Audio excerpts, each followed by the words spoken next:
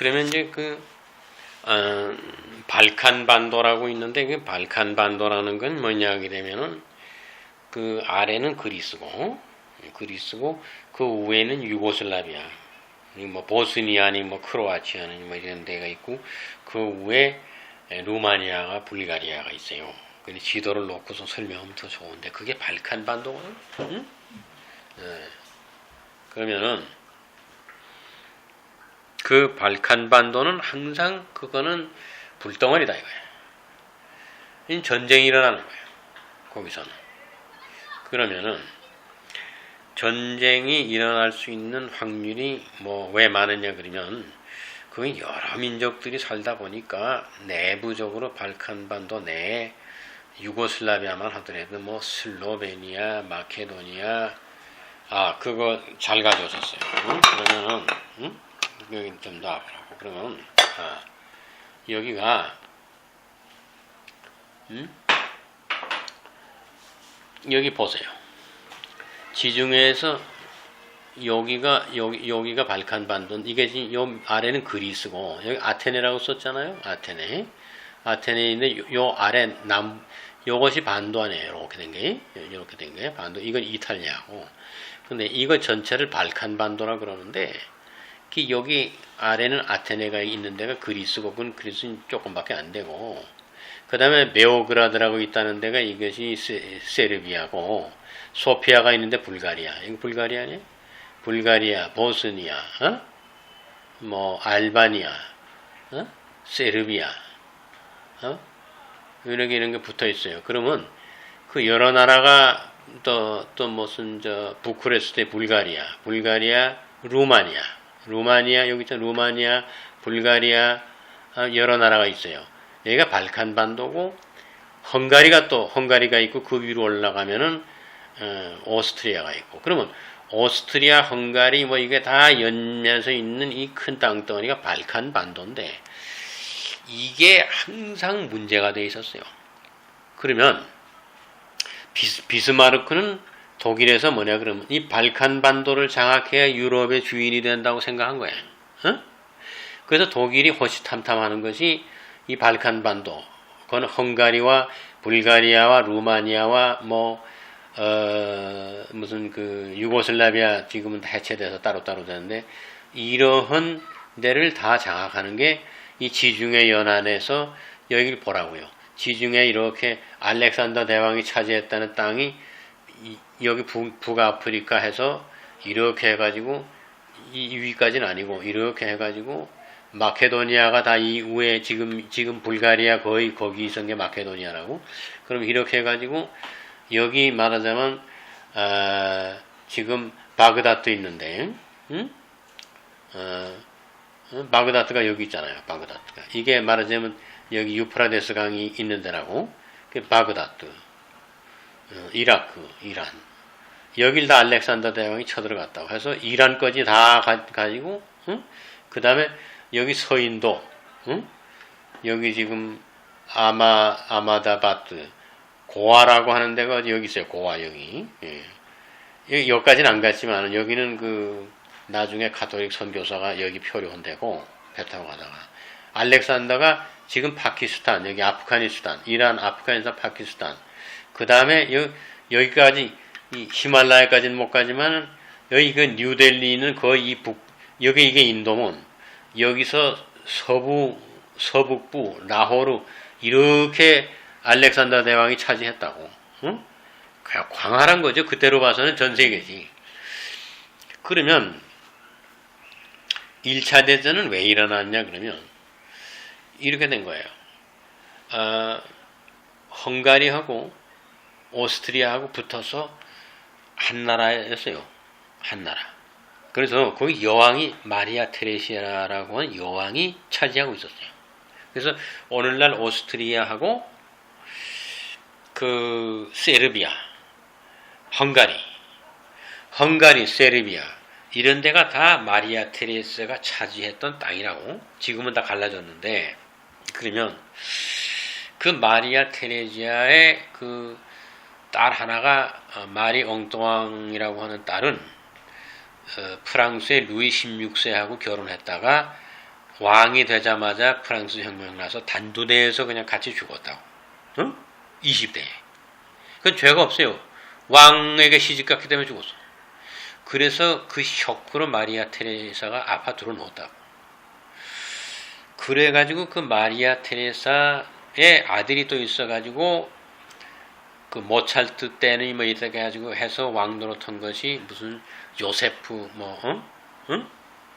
아니 요세프인가 요셉 무슨 이세인가 뭐 있어요.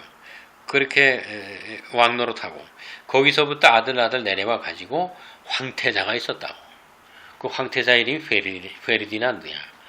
페르디난드라는 황태자가 그 헝가리와 오스트리아 두 나라를 합해서 왕국을 때 왕위에 즉위하게 돼 있었는데 여기 발칸에 세르비아라고 하는데 그 옆에 보스니아가 있어요. 보스니아 사라예보에 휴가를 갔다고. 그때 자동차가 처음 나왔을 때 자동차가 왜 이렇게 우산 있고 오는 그런 차를 타고 부인하고 사라예보에 놀러 갔다고요. 갔을 때 유태인이 프린시프라고 하는 이름이 프린시프야. 프린시프라고 하는 젊은 놈이 그 구경 나갔다가 구경 나가는 왕도 아니고 하니까 괜찮은 줄 알고 나갔는데 또 자동차는 우회가 없는 거고 또 거의 지금처럼 되어 있는 게 아니고 그냥 올라타고선 우산 이렇게 하고 가는 그런 초창기 차니까 그 레볼버로 권총으로 두 사람을 다 쏴서 죽여서 즉사했어요. 말하자면 오스트리아 황태자지. 이제 곧 왕이 될 사람이야. 그 부인하고 그 자리에서 즉사했어요. 그렇게 되니까 오스트리아에서 그 세르비아라는 그 녀석이 세르비아 사람이야. 그러니까 세르비아라고 하는 이 나라 거기 사라예보에서 죽었으니까 그 나라에다 대고 선전포고를 했다고. 오스트리아하고 헝가리는 같은 나라인데 세르비아하고 여기는 다른 나라니까 거기 가서 죽었으니까 거기다 선전포고를 했다 이거예요. 근데 그럼 세르비아는 또 어디하고 친했냐면 이 베오그라드라고 하는 데는 모스크바하고 직접 통해요. 왜 그러냐면 당신 봐봐요. 여기 모스크바 아니야? 모스크바에서 바다로 나가려면 이쪽으로 헬싱키로 가든가 모스크바에서 아니면 이리로 가든가 그런데 무슨 운송을 하려면 이 흑해로 나와야 된다고요. 여기로 나오게 되면 이 해협을 여기로 나와서 지브랄타르이라는 해협이 있어요. 이 해협을 지나와야 되잖아요. 이렇게 이리로 나와야 되잖아요. 이리로 나오면 이 벨그라드와 여기 베오그라드 여기가 이름이 세르비아라는 나라는 그 당시 러시아하고 동맹을 맺었어요. 동맹을 맺어가지고 이 세르비아의 해안가도 있고 다 있으니까 여기 항구 도시가 필요한 거예요. 러시아에서는. 그러니까 이 세르비아하고 육로로 왔다 갔다 하면서 여기서 지중해로 실어 나르고 이렇게 해야 되는 아주 우호 관계를 맺은 나라라고 세르비아가. 그러니까 세르비아가 오스트리아가 선전포고를 한다 그러니까 러시아에다가 얘기를 했어요. 그럼 러시아에 그때 짜른 공산당에게 총 맞아 죽은 니콜라이 2세야. 2세인데 그 부인이 누구냐 하게 되면 독일 황제의 여동생이야. 그 독일 황제하고는 천한 매부지간이라. 그러니까 서로 야제하는 사이야. 그러니까 오스트리아에서는 또 어떻게 했냐 그렇게 되면 독일하고 오스트리아하고 맹방을 맺고 있었어요. 그러니까 오스트리아는 내가 세르비아에다 선전포고를 하려는데 러시아가 세르비아 편을 들어줄 것 같으니까 당신은 우리 편을 드시오 그러겠단 말이야. 독일에다가. 그러니까 황제가 가만히 생각하니까 오스트리아 편을 들어가지고 저 세르비아를 장악을 해야 되겠다 이거지. 응? 그 비스마르크도 장악하고 싶어 했던 데니까.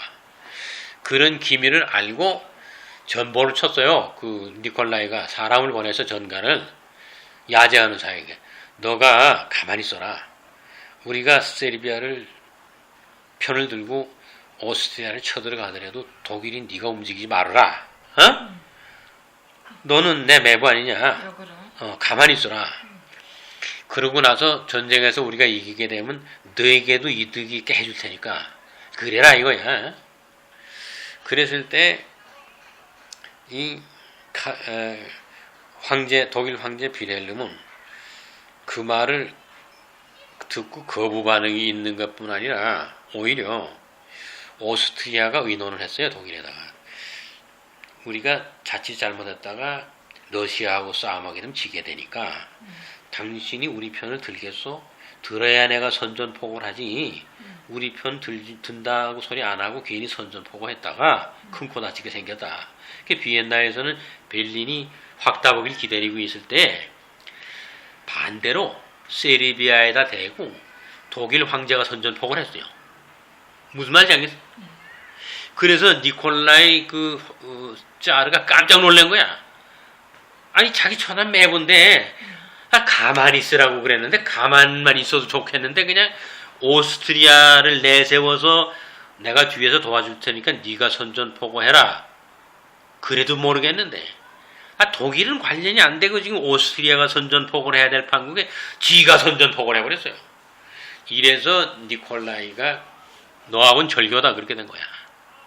그럼 이제 결국은 우리가 너희들하고 싸우게 생겼다 이거야. 네가 선전포고 했으니까 넌 모스크바에다 선전포고한 걸 알겠다 그렇게 된 거야. 어? 그러니까 그 독일 황제는 무슨 소리냐. 혈연지간이라는 건 아무 문제가 아니다 이거야. 네가 내 동생의 남편이라고 그래가지고 내가 지금 나라 일을 뭐 그런 걸로 하냐 이거야. 발칸 반도는 우리가 차지해야 된다 이거지. 응? 그래가지고 우리가 군대 몰고 들어가겠다 이렇게 된 거야. 그때 오스트리아가 그냥 승승장구해서 얼마나 고맙겠어. 자기가 선전포고를 했는데 독일이 선전포고를 해줬으니까. 그러니까 이거는 잘못된 거예요. 1차 대전 때 그랬기 때문에 나중에 졌을 때 오스트리아가 작살나야 되는데 독일이 작살났잖아. 쥐가 선전포고를 했으니까. 어? 그렇게 된 거예요. 그래서 1차 전쟁 러시아가 1차 전쟁이 어떻게 됐냐게 되면 러시아 처음에는 러시아하고 세르비아하고 한패거리가 되고 독일하고 오스트리아가 한패거리에서 싸웠지. 그 막 싸웠는데 거기에 영국이 또 영국에다 사람을 보내서 독일에서 영국이 독일 편을 들어달라 그랬어요. 그래서 영국이 러시아 편을 들어갔다 그렇게 된 거야. 어? 그러니까 프랑스하고 영국은 원래가 가까웠거든. 그래서 프랑스는 또 영국 편 들어서 그러니까 연합군이 영국, 프랑스, 러시아 그렇게 된 거야. 그때에 미국이 러시아 편을 들었어요. 그러니까 2차 대전 때처럼 4개국 연합국이 1차 대전도 그렇게 된 거야. 그리고 독일은 오스트리아하고만 싸우는데 그때 당시 일본은 중립을 지켰어요. 그때 일본이 독일 편 들지 않았어요. 일본이 독일 편 든 건 2차 대전 때고. 중립을 지켰다. 일본은. 그래서 1914년도에 전쟁이 벌어졌는데 1919년도에 끝났어요. 5년간 싸웠어요. 5년간. 숱한 사람 죽었어. 응? 그래서 그 1차 대전 때에 가지고 그걸 전쟁 소설을 써서 노벨상 받고 했던 사람이 헤밍웨이의 무기여 자니까라 그 영화고 1차 대전 소재로 해가지고 또 서부전선 이상 없다. 그것도 아주 그냥 유명한 그 영화고 그 영화 2개 다 내가 DVD가 있어요. 그러면 러시아가 거기 독일이 졌잖아요. 패배했잖아요. 해외에서. 그러면 패배를 하면은 패배한 대가 뭐 영토를 빼앗기든지 뭐를 그런 경우. 그렇게 이제 패배해서 운명이 어떻게 됐냐 그러면 그 독일의 황제인 카이저 빌헬름 2세는 일반 평민으로 위장을 해가지고 네덜란드로 도망가면서 국경에서 붙들렸어요. 그래서 그때 나는 독일의 황제인데 망명 신청 좀 합시다. 그런 추태를 부렸어. 그래서 네덜란드에서 황제인 줄 알면서 망명을 받아줬어요. 뭐 그 정도니까 독일의 국부가 그렇게 비참하게 됐으니까 독일은 아주 그냥 싹 망한 거 아니야? 그때 그 전쟁이 끝났으니까 승자와 패자가 만나서 조약을 맺어야 될 거 아니야? 어? 그 조약을 벨사유에서 했어요. 파리 벨사유 궁전에서. 그래서 벨사유 조약이라고 그래. 그때에 1차 대전 끝나고 나서 1차 대전 끝나고 나서 그때 독일이 항복할 때, 그때 왕이 붙잡혀서 처형당해야 되는데 왕이 붙잡혀서 처형당하기 창피하니까 네덜란드로 숨어서 도망가가지고 변장해가지고 평민이라고 그러고 네덜란드에서 독일 왕이 망명한지 없습니다. 그래서 그게 지켜줬어요. 그래서 독일 왕을 잡아서 처형은 못하고 오스트리아의 뭐 그 왕은 뭐 처형을 당했나 그렇지. 비참하게. 그리고 어떻게 됐냐면 벨사유 조약에는 그때 당시 외무장관 했던 사람이 나왔어요. 나와가지고 그 조약을 불러주는 거를 그 승전국 4개국 미국, 소련, 미국, 러시아, 영국, 프랑스 4나라가 불러주는 거를 그대로 받아 적었어. 유치원 학생처럼. 자기 의견을 못해. 1조 뭐뭐뭐 2조 뭐뭐뭐 그러면 그거 안 됩니다. 그렇게 할 수 없어요. 그렇게 불러주는 걸 적었기 때문에 독일 사람들은 그거를 벨사유 조약이라고 안 그러고 벨사유 받아쓰기라 그래. 벨사유 딕타트라 그래. 조약은 쌍방의 의논에서 약정하는 거고 이건 받아쓰기 한 거다 이거야. 그게 히틀러가 말하는 거지. 449조항인데 그걸 우리는 받았었다 이거야. 한 조 한 조 받았을 때 수모당한 게 뭐가 똑같은지 아냐.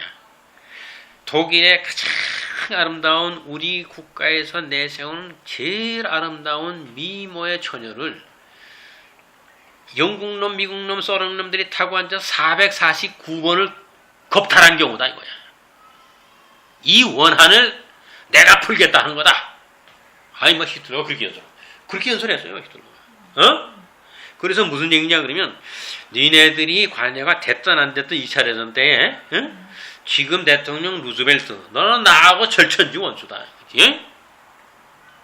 뭐 이렇게 히틀러가 소위 그렇게 한 거야. 그러면 1차 대전이 끝나서 그 벨사유 조약을 할 때에 그 클레멘코라고 하는 그 프랑스의 수상이 있었어요. 그 클레멘코 수상이 그 벨사유 받아쓰기 조약을 끝내고 난 다음에 그 사람이 이렇게 시가를 폈어요. 피면서 나와서 독일 놈들이 이렇게 받아 썼는데 내가 예언한다 이거야. 20년 만에 독일이 다시 전쟁 일으킨다. 또 선전포고 온다 이거 20년 만에. 응?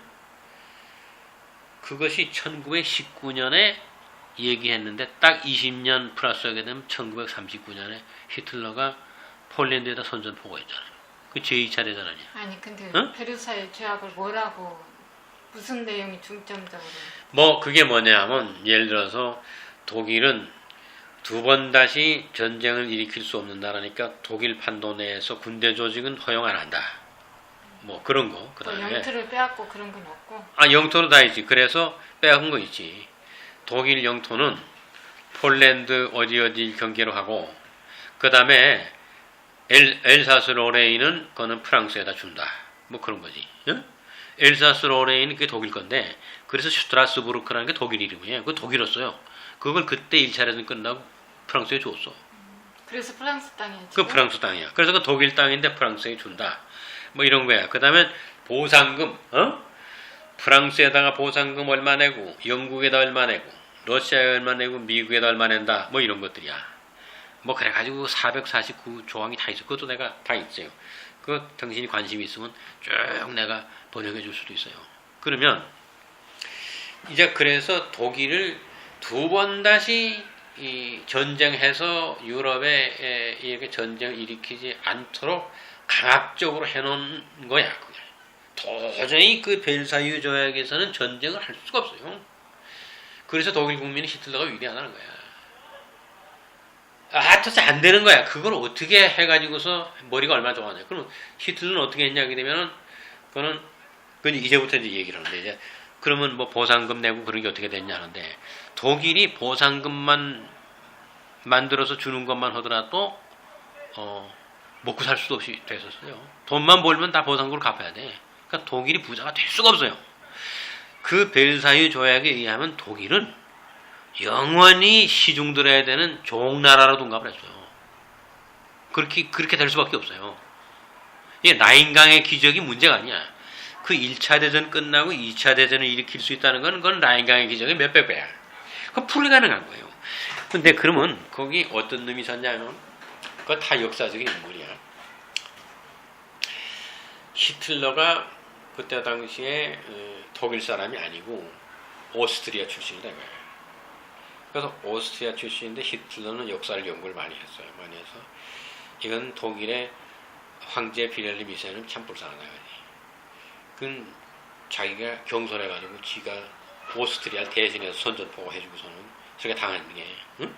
벨사유 조약까지 가서 오스트리아에서 당하게 될 건 독일이 당했다. 그렇게 생각하고 그래서 비엔나 출신이고 원래는 오스트리아 출신인데 독일로 들어와 가지고 1차 대전 때 싸웠던 장군들을 다 죽여가지고 응? 말하자면은 1919년 이후부터는 독일이 주권이 없어가지고 군정하든지 그렇게 됐을 거 아니야. 프랑스, 영국, 러시아를 와서 꼼짝 못하게 만들어놨을 거야. 벨사유 조약하고 그렇죠. 그 다음에는 네 나라에 간섭받는 거 아니야. 어? 꼼짝 못하네. 그렇게 꼼짝 못하게 됐을 때 뭐 거기 그때 살아남은 장군들이 많이 있었어요. 그 장군들이 뭐 2차 대전 때처럼 전범을 해서 사형시키고는 안 했어. 그래가지고 감옥에다 다 가뒀어요. 장군들이 나와돌아다니면 안 되니까 전부 감옥에 갇혔어. 그런 거를 히틀러가 면회 가가지고 이 말을 잘하니까 그 장군들은 가슴 아플 거 아니야. 이 독일을 복구시켜야 되겠냐 거냐. 그래가지고 장군들을 만나가지고 그렇게 가지고서는 하려고 하다가 그게 미리 발설이 돼가지고 이게 붙들렸어요. 그래서 히틀러도 감옥에 들어갔어. 그래가지고 그 장군들하고 같이 감옥에 들어가서 감옥 생활을 하면서 거기서 나의 투쟁이라는 책을 썼어요. 썼는데 그 책이 거기 있는 감옥에 갇힌 장군들의 마음을 감동시킨 건 말할 것도 없고 숱한 사람을 감동시켰어요. 시켰는데 연합군에서 어떻게 됐냐 그러면 1922년인가 와가지고 독일 그 정부를 해서 그 무슨 수상을 뽑고 그렇게 해서 만들었어요. 그렇게 해서 하게 했어요. 그게 말하자면 바이마르 공화국이야.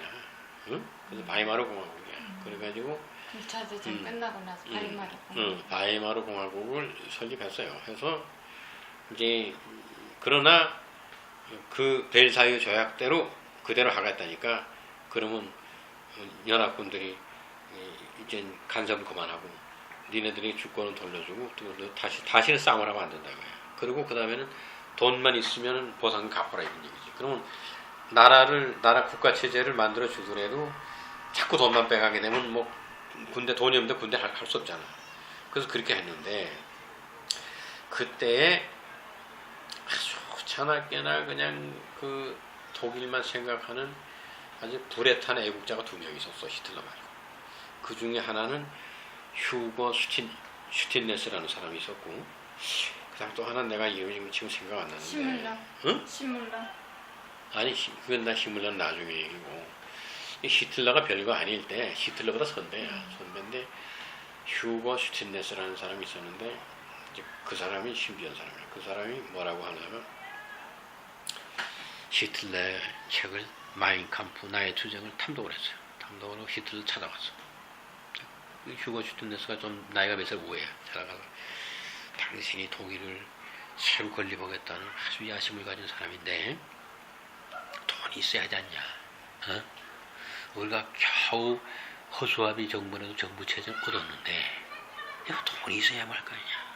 그러니 돈을 만드는 방법이 3가지가 있다. 첫째는 그 보상금 갚는 거를 이거를 탕감을 받든지 연장을 끊든지 뭐 활부로 갚든지 뭐 이렇게 해야 되겠다 이거야. 어?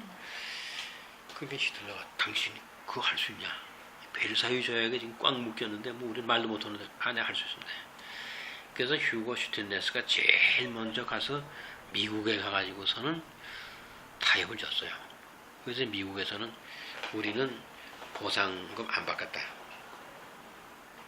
그리고 이 휴거 슈틴네스가 얼마나 말을 잘했냐면 우리는 절대로 전쟁 안 일으킨다.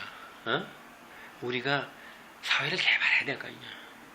근데 당신은 잘 사니까 나중에 한꺼번에 갚기로 오고, 응?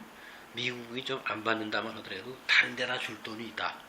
근데 지금 돈 없는 거를 그냥 미국에서 받아봐야 조각지 돈이다. 이거 이 큰 나라에서 뭐 받아봐야 몇 푼 돼가냐. 다른 나라 줘야 되는데 제일 많이 달래는 놈이 쏘는 놈들이고, 응? 영국이고. 그런데 당신네들은 좀 나중에 받으면 어떡했냐. 몇 년 되니까 미국이 아주 탕감해주겠다. 그렇게 된 거야. 그래 됐고, 사실 또 미국은 그때 큰 피해 입은 건 없고, 그 다음에는 영국에 갔어요. 영국에 가서 영국에다가는 연장을 걸었어. 10년 뒤에 한꺼번에 갚겠다. 그리고 러시아 놈들은 양보를 안 해. 내라 이거야. 매년 약속한 대로 보상금 내라 이거야. 그리고 프랑스에는 약속한 거를 매년 얼마씩 주는 거를 탕감받았어요. 깎았어요. 비용. 깎으면서 우리가 땅도 너희들한테 배주고 그러지 않았냐. 어? 그러니까 이게 좀 조금만 받아라. 그리고 영국은 연장을 걸고. 그럼 러시아만 주는 게 남았어. 이렇게 만들어 놓고, 자, 이게 돈을 버는 제 1단계입니다. 그럼 우리가 돈을 벌어서 프랑스하고 러시아만 주면 돼. 그럼 되는 거다. 그 대신에 러시아는 달래는 돈을 다 주니까 다른 나라들은 우리한테 페이버를 줬는데 러시아도 뭐 우리한테 페이버를 줘야 될 거 아니냐. 그러니까 땅을 좀 빌리자 그래, 공짜로.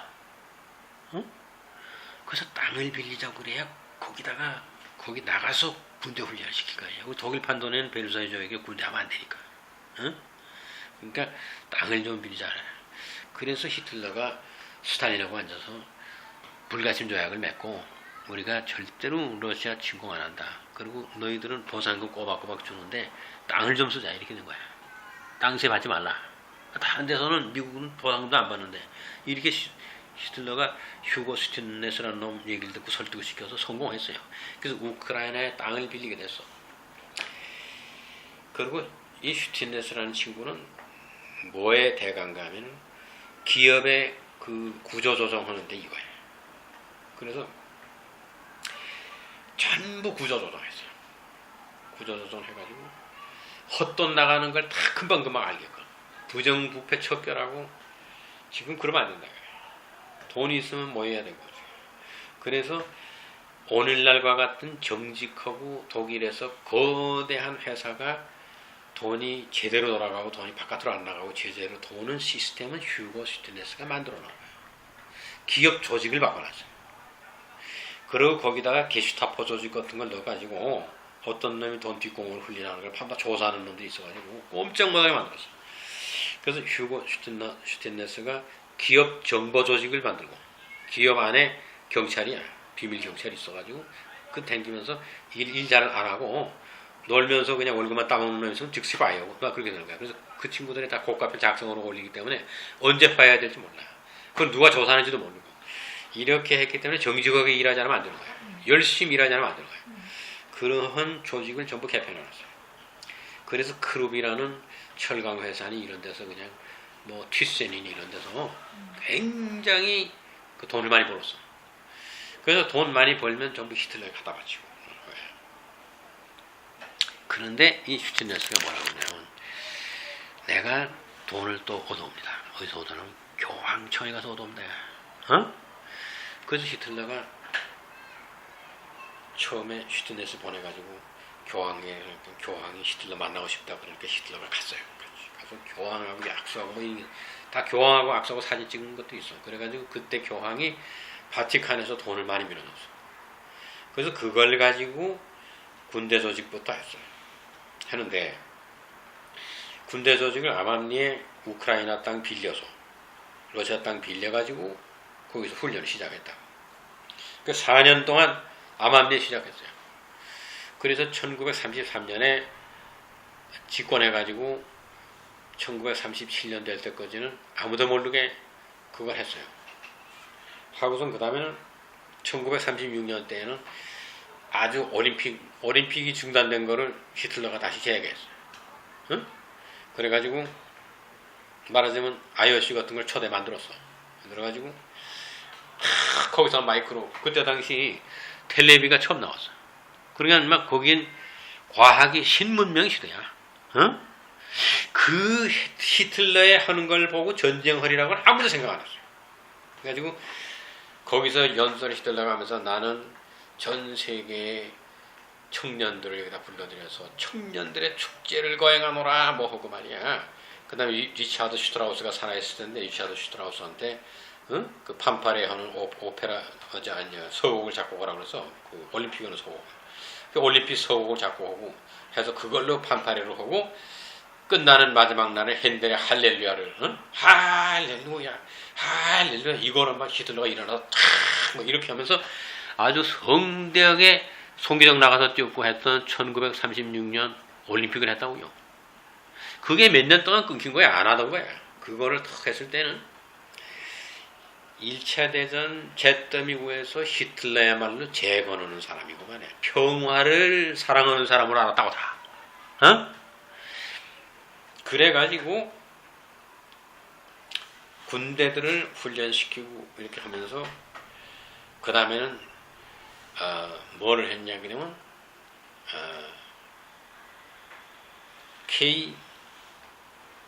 KDF인가 뭐 그래가지고 크라프트 아우스대 프로이데 뭐 그래가지고 즐거워야 노동력이 나온다 그런 거야.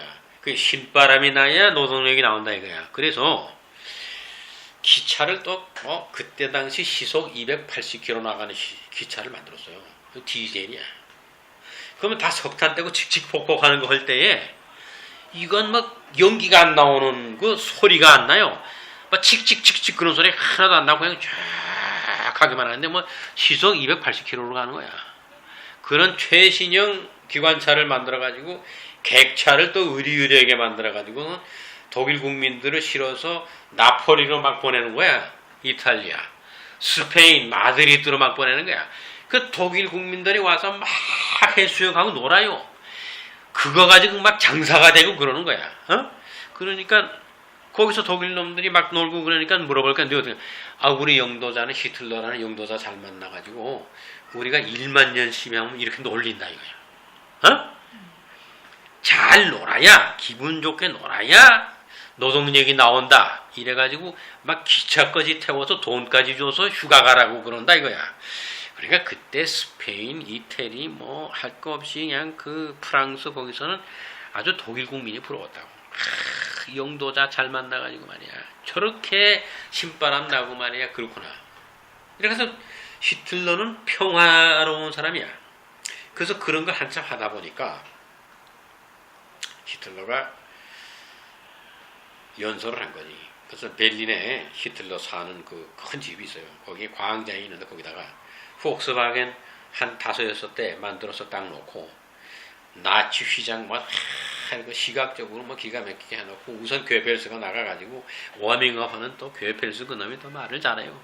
그래가지고 우리 총통 깨서 뭐 하고 연설하고 말이야. 대게르만 제국을 건설하는데 독일 국민은 빼어난 국민이고 이래가지고 완전 선전하고 그 다음에 총통께서 나오십니다 하는 거야. 그럼 히틀러는 탁 나와가지고 이놈 사람들이 막 와 하고 막 히틀러 막 하고 이런데 폭스바겐 나왔어요. 그 히틀러 뭐라고 그러냐. 여러분들 기차 타고 이태리 나폴리나 남부 해안에 가서 놀고 왔지 않느냐. 놀고 온 사람 손들어라. 그러니까 뭐 와왕 나면 어땠느냐. 신바람 나니까 이제부터 일할 마음 나지 않느냐. 예! 다음번에 또 놀러갈 준비만 해주시면 우리는 열심히 일합니다. 난리다 할 거냐. 그때 뭐라고 그러냐. 여러분들이 이렇게 모아가지고 떼거리로 기차에 가는 거 이거는 인간 낳지 못한 것이다. 인간은 개별적으로 모든 것을 즐기게 되어 있다. 어떠냐. 가족 단위로 여행하는 게 어떡하냐. 기차 타고 갈 게 아니라. 그래서 국민의 차를 내가 만들어서 여기 샘플을 놨다. 여기 5명이 타고 훌륭히 가서 휴가 지내다 올 수 있는 자동차다. 이 자리에서 저축드는 순서에 의해서 차를 배급을 한다. 제일 먼저 1500대를 만드는데 이 자리에서 다 지금 모집할 테니까 은행 부자 두고 저축해라 이거야. 그러니 그건 눈에 보았으니 말이야, 폭스바겐은. 어? 그냥 전부 거기 모인 사람들이 저축하기 시작해서 폭스바겐 탈라고. 어? 그거 순번이 막 붐이 났어요. 그래서 폭스바겐 저축하니까 저축에 돈이 들어오는 게 엄청난 돈이 들어와. 그 다음부터 히틀러가 연설을 하는 거예요. 그렇게 1차적으로 폭스바겐 저축한 사람에게 차를 만들어서 몇백 대 주었어요. 주고 타고 왔다는 놈들을 또 불러놓고선 단상에 앉혀놓고, 자네는 차 타고 어디 갔다 왔나? 저는 차를 타고 뮌헨 갔다 왔습니다. 베를린서 아침 식사하고 뮌헨서 점심 식사하고 다시 베를린 돌아와서 저녁 식사했습니다. 뮌헨까지 갔다 오는 게 하루권입니다. 그런 거야. 그러니까 히틀러가 말 들었냐? 단지 길이 털털털털거리고 그래서 자동차가 많이 고장났습니다. 그러는 거지. 그러니까 히틀러가 용서하는 거예요. 여러분, 여기서 뮌헨까지 가는데 그 주변에 사는 동네 사람들이 다 자진해서 나와서 길을 닦아라. 어? 아이, 길이 잘 돼 있어야 뭐 자동차를 타고 다닐 거 아니냐. 그래서 거기서 순간적으로 아우토반이다. 자동차가 가는 길이다. 차길이라는 거야, 아우토반이라는 거. 아우토반인데 이건 달리기만 하니까, 응? 나가는 건 오른쪽으로 나가고 들어오는 건 또 이래서 입체 교차로로 들어오고 이렇게 돼서 부딪히질 않는 거라는데, 교차가 입체로로 해서 절대로 부딪히질 않는